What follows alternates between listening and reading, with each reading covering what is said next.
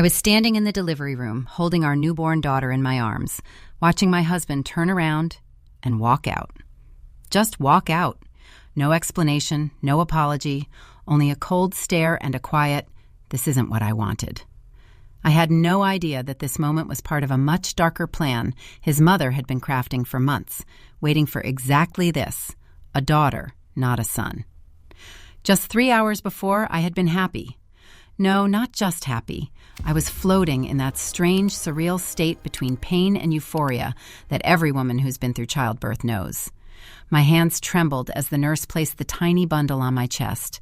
Warm, damp skin. The smell, so specific, impossible to describe in words. A mixture of something primal and completely new. I remember how my heart expanded in my chest, stretching to accommodate this enormous wave of love that crashed over me without warning. 7 pounds, 3 ounces. Perfect fingers, perfect toes. A shock of dark hair plastered against her tiny skull. She opened her eyes, just briefly, just enough for me to see those deep, unfocused pools of navy blue, and I felt the entire world shift on its axis. Michael had been standing next to me. I'd felt his presence, solid and reassuring, throughout the entire labor. 18 hours of contractions, of breathing through pain that felt like my body was being torn apart from the inside. He'd held my hand, whispered encouragement, pressed cold cloths against my forehead when the fever spiked in the final hours. When the doctor announced, "It's a girl," I'd turned to him with tears streaming down my face, expecting to see my joy reflected back at me. Instead, I saw his face go completely blank. Not disappointed, blank. Like someone had reached inside him and switched off a light. The hand holding mine went slack. He took a step back from the bed, and in that movement, I felt something crack open between us. A fissure so sudden and so deep that for a moment I forgot about the baby, forgot about everything except the look in his eyes.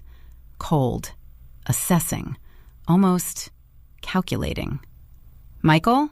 My voice came out hoarse, shredded from hours of screaming through contractions. "Are you okay?" He didn't answer immediately. His gaze moved from me to the baby, then back to me. The silence stretched out, thick and suffocating, broken only by the soft mewling sounds our daughter was making against my chest and the steady beep of the monitors tracking my vitals. "I need some air," he finally said. His voice was flat, emotionless, like he was reading lines from a script he hadn't rehearsed properly. "I'll be back." But he didn't come back. Not that hour, not the next. When the nurse came to take the baby for her first round of tests, I asked if anyone had seen my husband. She gave me a sympathetic smile, the kind nurses reserve for situations they've seen too many times before, and said she'd check the waiting room. 20 minutes later, she returned alone, that same pitying expression on her face. "There's no one in the waiting area, honey. Did he maybe go home to get some things for you?" Home. Our home. The 3-bedroom house we'd bought 2 years ago, right after the wedding, when everything was still shiny and new and full of promise. I'd spent the last 8 months transforming the smallest bedroom into a nursery. Pale yellow walls because we'd wanted to be surprised by the baby's sex. A white crib with a mobile of little woodland creatures, foxes and owls and hedgehogs, that played a tinkling lullaby version of Somewhere Over the Rainbow. Soft gray carpeting, a rocking chair I'd found at an estate sale and lovingly restored, sanding down the old wood until it was smooth as silk, painting it a soft cream color. Hours upon hours of work, of dreaming, of imagining myself sitting in that chair at 2 a.m, nursing our baby while moonlight streamed through the window. The image felt grotesque now. Poisoned. I tried calling him. 5 times. 6. 10. Each call went straight to voicemail, and with each unanswered ring, the cold dread in my stomach solidified into something harder, something sharper. By the time they brought my daughter back, cleaned up now, swaddled in a hospital blanket with little pink and blue stripes, my hands were shaking so badly I could barely hold my phone. "Mrs. Morrison?" A different nurse this time, older, with kind eyes behind wire-rimmed glasses. "Is everything all right?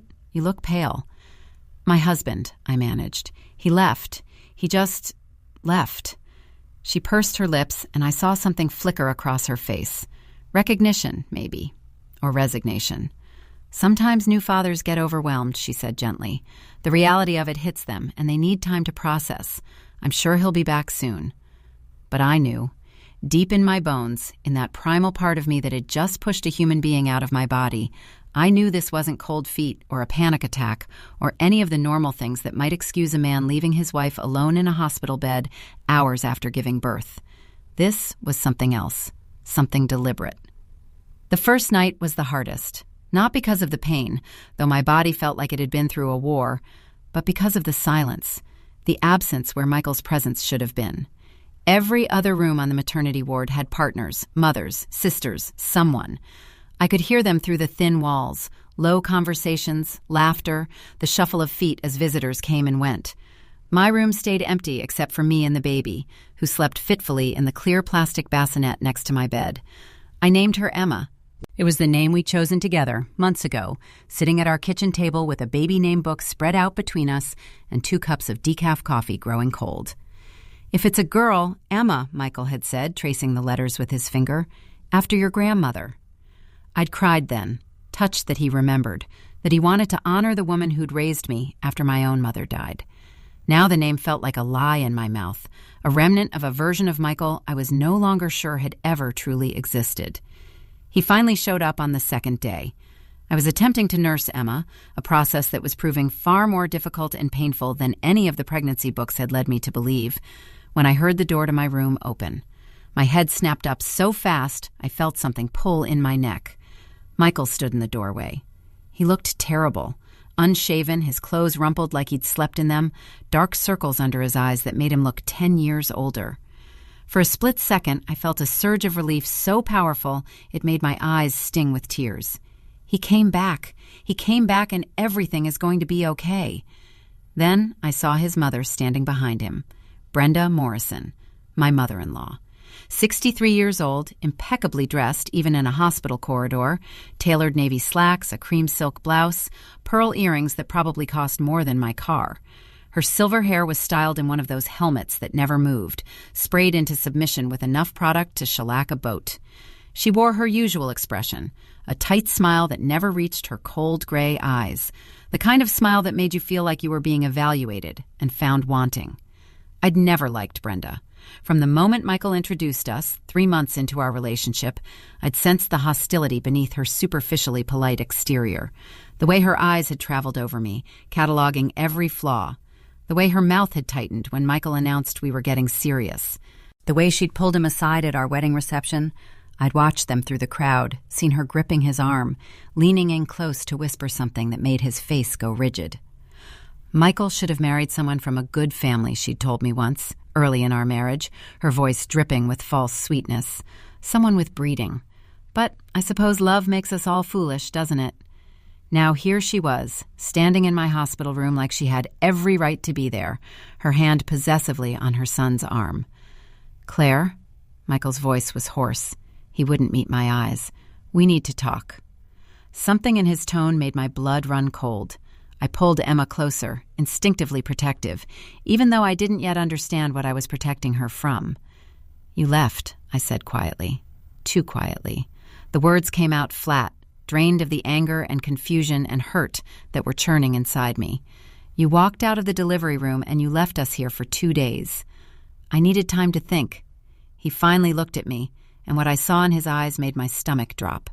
This wasn't the man I'd married. This was a stranger wearing his face. About what's best for everyone. What's best? I couldn't finish the sentence. My throat had closed up. Brenda stepped forward, her heels clicking sharply against the linoleum floor. She moved like she owned the room, like she owned the entire hospital. Claire, dear, let's be practical about this situation. Situation? The word came out as a whisper. Michael and I have been discussing things, Brenda continued, as if I hadn't spoken. The reality is, this changes everything. A daughter. She said the word like it tasted bad, like something spoiled. Michael needs a son, an heir to carry on the Morrison name, to take over the family business when the time comes. A daughter is, well, a disappointment. I stared at her. My brain couldn't process what I was hearing. It was too absurd, too medieval, like something out of a historical drama about Tudor England. A disappointment, I repeated slowly. Now, we're willing to be reasonable, Brenda went on, pulling a chair closer to my bed and sitting down without being invited, crossing her legs at the ankle in a posture that radiated superiority. Michael will continue to provide for you financially. A modest allowance, enough for you and the child to live comfortably. But the marriage, well, that needs to end. The room seemed to tilt. What? Michael deserves a fresh start, a chance to find a wife who can give him what he needs. Brenda's voice was matter-of-fact, businesslike, like she was discussing a real estate transaction instead of the dissolution of my marriage and family. We've already consulted with our attorneys. Given that the child isn't what was expected, we have grounds. Grounds? I couldn't stop repeating her words back to her. My mind had frozen, unable to move forward, unable to fully grasp what was happening. You think you have grounds for divorce because we had a daughter instead of a son? Michael finally spoke, his voice barely above a mumble. Mom thinks it's for the best. Mom thinks. The words unlocked something in me. Rage, pure and white-hot, flooded through my veins. Your mother thinks. What do you think, Michael? Do you have any thoughts of your own, or has she colonized every inch of your brain? He flinched, but didn't answer. Just stood there, staring at the floor like a scolded child. Brenda's mouth compressed into a thin line. There's no need to be hysterical, Claire. This is a difficult situation for everyone. Get out. My voice surprised me. It was low, deadly calm, nothing like the screaming I felt building in my chest. Get out of my room, both of you, now. Now, Claire, Brenda started. Get out! This time I did scream it. Emma startled in my arms and began to cry, her tiny face scrunching up, her wails filling the room. Immediately, my body responded. A tightness in my breasts, a surge of protective fury so intense I literally shook with it. Get out, or I will call security and have you forcibly removed from this hospital. Michael grabbed his mother's arm, tugging her toward the door. Brenda resisted for a moment, her face twisting with anger, but finally allowed herself to be pulled away. At the threshold, she turned back. You'll regret this, she said coldly. We were trying to be generous. Don't make this uglier than it needs to be. Then they were gone, and I was alone with my screaming daughter and the ruins of my life. I don't remember much about the rest of that day. Nurses came and went. A doctor checked my stitches, asked perfunctory questions about my pain levels, prescribed something stronger. A social worker appeared, clipboard in hand, asking gentle questions about my support system at home. I lied, told her I was fine, that my husband was just stressed, that we'd work it out. She didn't look convinced, but she left. That night, after Emma finally fell asleep, I lay in the dark and let myself break down. Silently, I'd learned years ago how to cry without making noise, a skill from a childhood with an alcoholic father. My shoulders shaking, tears running down my face and soaking the thin hospital pillow. How had I gotten here? How had the man who'd proposed to me on a beach at sunset, who'd slow danced with me in our empty living room the day we got the keys to our house, who'd cried when I told him I was pregnant, how had that man turned into the hollow-eyed stranger who'd stood in my hospital room and let his mother call our daughter a disappointment? The answer, when it came, was obvious. That man had never existed. Or maybe he had, but he'd been buried so deep under layers of his mother's manipulation that he'd suffocated somewhere along the way. I'd married a ghost. A hollow shell with Brenda Morrison's hand up his back, working him like a puppet. I checked out of the hospital the next morning, against medical advice. The nurse who processed my discharge papers clucked her tongue disapprovingly, warning me about postpartum complications, about the importance of rest. I nodded, signed the forms, gathered Emma's things into the little pink diaper bag I'd packed with such hope just days earlier. The Uber ride home was surreal. It was a Tuesday afternoon, late May, and the world was bright and blooming and utterly indifferent to the fact that mine had just imploded. Trees heavy with green leaves, flowers in window boxes, people walking dogs, drinking coffee, laughing. I sat in the back seat, Emma's car seat strapped in next to me, and felt like I was watching it all from behind thick glass. Our house looked exactly the same. Yellow with white trim, a small front porch with 2 rocking chairs, flower beds I'd planted last fall that were now exploding with tulips and daffodils. Michael's car wasn't in the driveway. Good. I didn't think I could face him yet. Didn't trust myself not to do something I'd regret. Inside, everything was as I'd left it. The hospital bag I'd packed, sitting by the door, dishes in the sink from the last meal I'd eaten before my water broke, eggs and toast, 3 days ago, but feeling like 3 years. The nursery door stood open, sunlight streaming through the yellow curtains, illuminating the empty crib. I put Emma down in the bassinet we'd set up in our bedroom, my bedroom now, I supposed, and walked through the house like a stranger, relearning its contours. Michael's office, with his computer and his files and the framed photo on his desk, him and Brenda at his college graduation, her hand on his shoulder, both of them smiling. Not a single photo of me. How had I never noticed that before? I opened his desk drawers methodically, not even sure what I was looking for. Bank statements, investment portfolios, legal documents I didn't understand. And then, in the bottom drawer, hidden under a stack of old tax returns, I found it. A folder, unmarked, plain manila, thick with papers. My hands trembled as I opened it. The first document was a property deed for our house, except my name wasn't on it, only Michael's. And below his signature in smaller print, property held in trust for the Morrison family estate. I flipped to the next page, bank records, our joint account. Except it wasn't joint. It was Michael's account, with me listed as an authorized user, but not an owner. Every deposit I'd made from my salary as a graphic designer, money I'd thought was going into our shared future, it was all in an account I had no legal claim to. More documents, a prenuptial agreement I'd never seen, never signed, but that bore what looked like my signature at the bottom. Forged. It had to be forged. The terms made my stomach heave. In the event of divorce, I was entitled to nothing. No property, no alimony, no assets. Just whatever child support the court mandated. And at the very bottom of the folder, a document dated 3 months ago.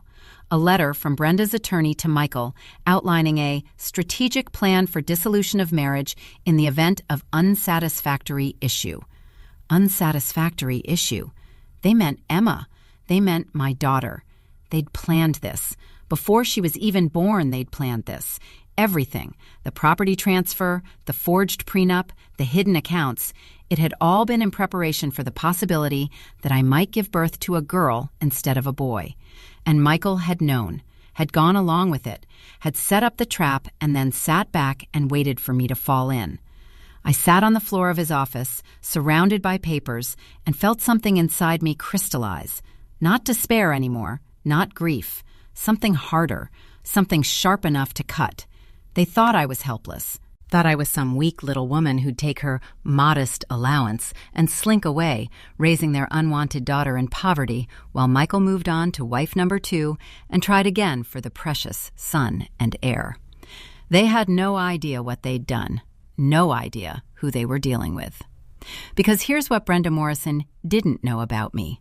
My grandmother, the woman Emma was named after, hadn't just been a kind old lady who baked cookies and told stories. She'd been a divorce attorney, one of the best in the state. And when she died 5 years ago, she'd left me something. Not money. She'd spent most of her savings on cancer treatment at the end. But something more valuable.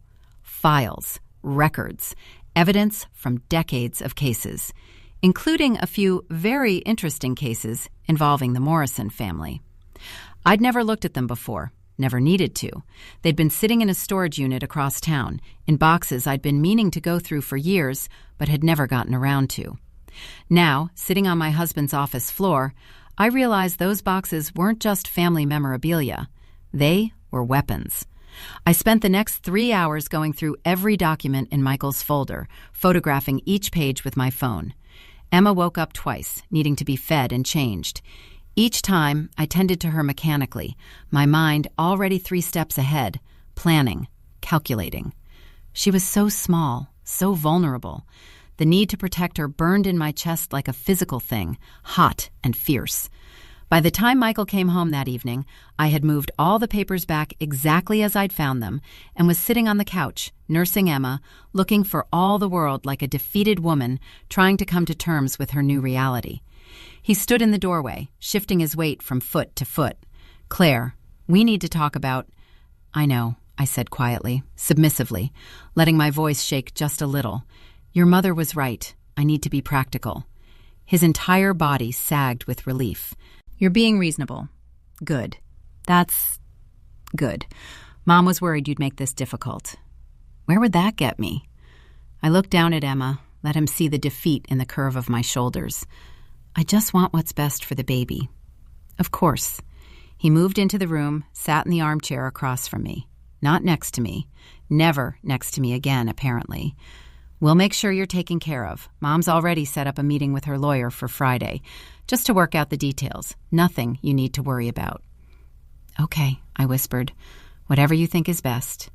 He actually smiled. Smiled, like I was a dog who'd learned a new trick. I'm glad you're being mature about this, Claire. A lot of women would be angry. I am angry, I thought. I am so angry I can barely breathe. But I kept my face soft, my eyes downcast, and nodded. He left after 20 minutes, mumbling something about staying at his mother's house until things are settled. I watched him go, watched him throw some clothes into a suitcase, watched him walk out our front door. The moment his car pulled away, I picked up my phone. My first call was to Sarah Chen, my best friend since college, and, conveniently, a forensic accountant. She answered on the second ring. Claire, how's the baby? How are you? I've been trying to reach you. Sarah, I need your help. How fast can you get to my house? She heard something in my voice. I'm leaving now. My second call was to the storage company, arranging for immediate access to my grandmother's boxes. My third call was to David Brennan, the attorney who'd handled my grandmother's estate. I'd met him exactly once, at the reading of the will 5 years ago. He was semi-retired now, but I knew he still consulted on select cases. Mr. Brennan, this is Claire Morrison, Emma Hartwell's granddaughter. I need to know if you remember anything about the cases she worked on involving the Morrison family. There was a long pause, then, I remember. Are you in trouble? Yes. How bad? Very. Another pause. Meet me at my office tomorrow morning, 8 a.m. And Claire, bring everything. Sarah arrived 40 minutes later with her laptop, a six-pack of beer, and a determined expression that made me want to cry with gratitude. I showed her the documents, watched her face go through a series of expressions: shock, disgust, fury. This prenup is garbage, she said flatly, completely unenforceable. You can't forge someone's signature on a legal document and expect it to hold up in court. They think I won't fight. They think I'll just take whatever they offer and go away quietly. Will you? I looked at Emma, asleep in her bassinet. So small, so perfect. No. Sarah's smile was sharp. Good. Let's destroy them. We worked through the night. Sarah tore through the financial documents with ruthless efficiency, building a spreadsheet of every asset, every account, every hidden transfer. I fed Emma, changed her, rocked her back to sleep, all while answering Sarah's rapid-fire questions. By dawn, we had a preliminary picture, and it was worse than I'd thought. Michael had been systematically moving our assets, the money I'd earned, the investments we'd made together, into accounts solely in his name for over a year, long before I got pregnant. This wasn't about Emma being a girl. This was about getting rid of me, period. The daughter thing was just the excuse they'd landed on. At 8 a.m. exactly, I walked into David Brennan's office. He was older than I remembered, his hair completely white now, but his eyes were sharp as he gestured for me to sit. Tell me everything. I did. When I finished, he sat back in his chair and steepled his fingers. Your grandmother once told me that the Morrison family was built on theft and intimidation. She represented 3 different women in divorce proceedings against Morrison men over the years. Each time, the Morrisons tried to leave their wives with nothing, and each time, Emma Hartwell made them pay. He pulled out an old file box from beneath his desk. Your grandmother kept copies of everything, including some very interesting information about how the Morrison family fortune was actually made. He smiled grimly. It turns out that Brenda's late husband, Michael's father, wasn't quite the real estate mogul everyone thinks he was. A significant portion of the Morrison assets came from fraud, specifically deed manipulation and tax evasion. My heart started to pound. Can we prove it? Your grandmother could. She gathered enough evidence to bury them, but her client at the time settled out of court for a generous sum. Emma kept the evidence anyway. She always said you never knew when it might be useful. He pushed the box across the desk. I think she'd be proud of what you're about to do. By Friday, when I walked into the conference room at Brenda Morrison's lawyer's office, I was ready. Brenda sat at the head of the table, every inch the matriarch.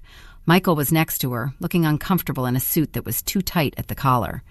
Their attorney, a sleek man in his 40s with a practiced smile, gestured to the chair across from them. Mrs. Morrison, thank you for being so cooperative. We've drawn up a separation agreement that we think you'll find quite fair.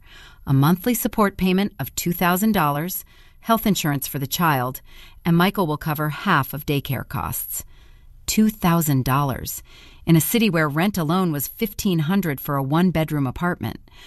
That's very generous, I said softly. I dressed carefully for this meeting.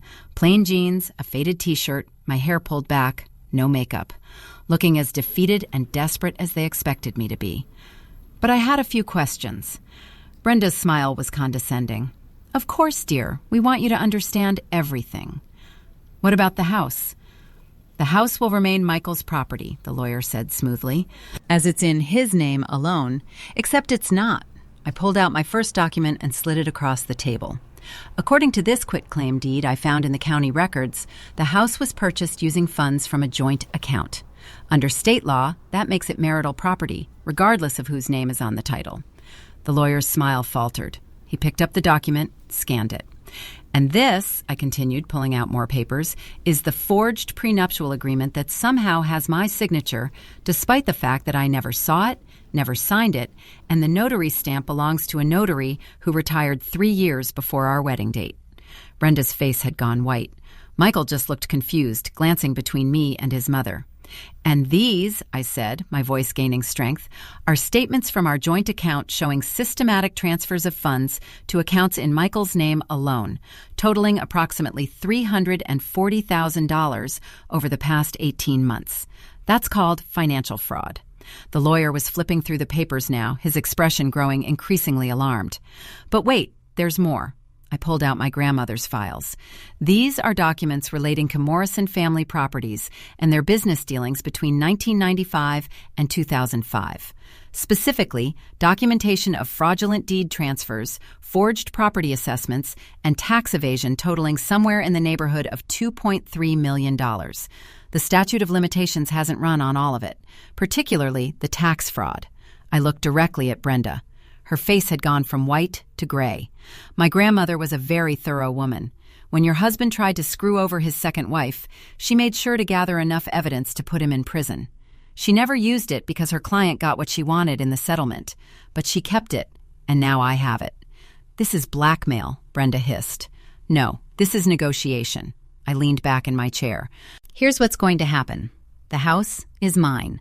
The full amount of the joint accounts will be restored to a genuinely joint account to which I will have full access.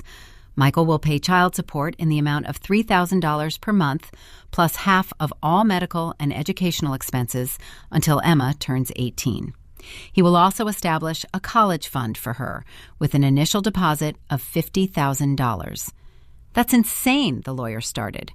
And, I continued, Brenda will sign a legally binding document agreeing never to contact me or my daughter again. No calls, no visits, no letters, nothing. In exchange, I will not forward this evidence of fraud and tax evasion to the IRS and the district attorney's office. The silence in the room was deafening. You can't, Brenda finally choked out. I can. And I will. You have 48 hours to agree to my terms. If I don't have signed documents by Sunday at noon, I'm filing for divorce on Monday morning and including all of this evidence in my filing. It'll become public record, every sordid detail of how the Morrison fortune was really built. I stood up, gathering my papers. Oh, and Michael? I'm keeping the house, but you can come get your things. You have 1 week. After that, anything left behind becomes mine to dispose of as I see fit. I walked out of that conference room with my head high, my heart pounding, and the taste of victory sharp and sweet on my tongue. They signed. Of course they signed. By Saturday afternoon, I had a full settlement agreement guaranteeing everything I demanded and more. The house, the money, generous child support, and a restraining order against Brenda coming within 500 feet of me or Emma. Michael came to collect his belongings on a gray Tuesday afternoon. I watched from the nursery window as he loaded boxes into his car. He looked smaller somehow, diminished.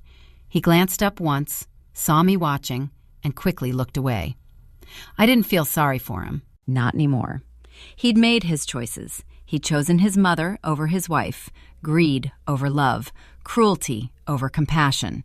And now he'd have to live with the consequences. That evening, I sat in the rocking chair in Emma's nursery, nursing her while the sun set outside the window. The room was exactly as I'd imagined it, warm and peaceful and full of possibility. "Your great-grandmother would have liked you," I whispered to her. She was a fighter, too. And she taught me that sometimes the greatest strength isn't in how much you can endure, but in knowing when to stop enduring and start fighting back. Emma made a small sound, her tiny hand curling around my finger.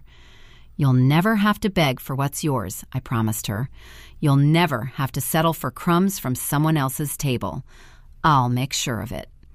6 months later, I'm sitting on my porch, in my house, paid for with my settlement money, watching Emma grab at the colorful toys on her playmat. The divorce was finalized last month. Michael has visitation rights, but he rarely uses them. Brenda, according to the last update I got, is facing an IRS audit. I might have anonymously forwarded some of those documents after all. Sarah stops by most evenings after work. Tonight, she brings Thai food and a bottle of wine. "To revenge," she says, raising her glass. "To justice," I correct, clinking my glass against hers. Because that's what this was, not revenge. Justice. For me, for Emma, for all the women before me who'd been crushed under the Morrison family machine. My grandmother had kept those files for a reason. She'd known that one day someone would need them. She'd known that knowledge was power, and that the right information in the right hands at the right time could change everything. I look at Emma, who's managed to grab her own toes and is examining them with intense concentration, and I smile. She'll grow up knowing her worth, knowing that she doesn't have to be anyone's disappointment, anyone's consolation prize, anyone's second choice. She'll know that being a daughter is not a failing, but a gift. And if anyone ever tries to tell her otherwise, well, I still have copies of all those files, and I'm not afraid to use them.